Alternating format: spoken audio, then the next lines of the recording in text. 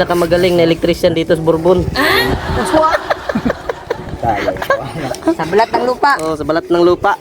Hindi pa nga yan naka-abroad. Samot maka-abroad.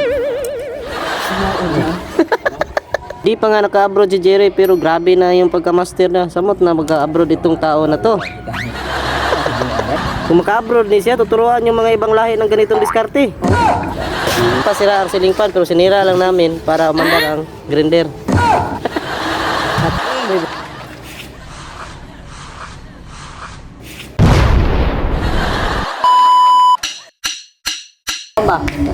What's up guys, ito pala si Master Jerry. So, ang gagawin niya dito is ni-repair niya yung grinder. Sira yung switch, hindi na makahawak, no? So, ang gagawin niya, lalagyan niya ng ng switch ng ceiling fan na sira.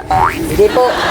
Mali po. Kasi sira ang carbon bus ito. Ito gagamitin niya para umandar yung carbon. Carbon lang yun, no? Hindi na carbon, no? So, galing, hindi naka-abroad si Jerry, pero parang naka-abroad na rin siya, no? Unlimited carbon na ito. Ito lang ang gamit. Unlimited carbon na. 1K budget.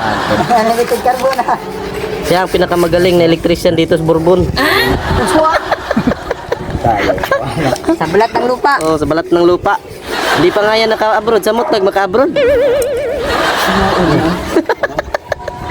So, proven and tested na to ni Master Jerry. Maraming carbon gas yan ah. Hindi pa nga naka-abroad si Jerry, pero grabe na yung pagka-master na. Samot na mag-abroad itong tao na to.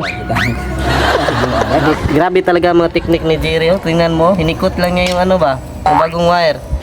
So, makikita mo naman sa kamay niya kung gaano nakatigas ng kamay nito sa paghawak ng wire. Hindi na mataplan ng kuryente yan. Hindi lang natin napakita yung mukha ni Idol Jerry kasi ayaw niya nang may maraming magpa-autograph sa kanya. Grabe talagang diskarte ni Idol Jerry. Pinasok niya yung wire dyan sa ilalim mo. Oh. At itatap niya yan dyan. Dahil nasira itong switch niya dito, so gumawa siya ng improvised na switch sa ceiling fan niya, no? Wala sa abroad nito, dito lang to sa Pilipinas, no? Huwag nyo gayahin, kay tanging eksperto lamang ang gumagawa nito. Grabe talaga ng diskarte ni Master Jerry, oh. Pinipan na niya na naigli sa loob nito para hindi makita yung sumpay ba, oh? Wala ito sa abroad. Ito lang to sa lokal, no? Huwag nyo itong gayahin kasi professional lang to, no? Grabe diskarte talaga ba? Wala ito sa abroad ba? Malaki pa. Oh?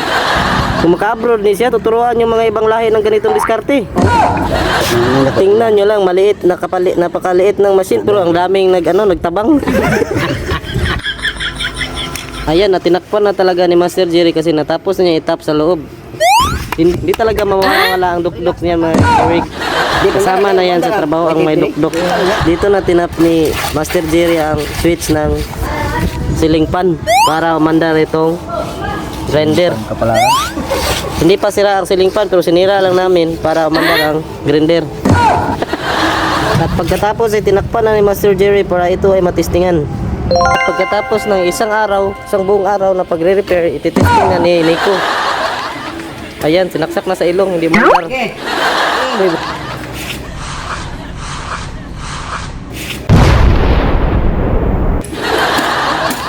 So, ititest na.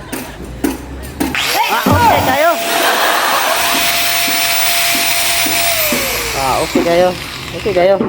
So, ang galing talaga ni Master Jerry. So, may gusto magpagawa at magpa-repair dyan ng grinder, i-PM nyo lang si Master Jerry. Nandito lang siya sa tabi-tabi.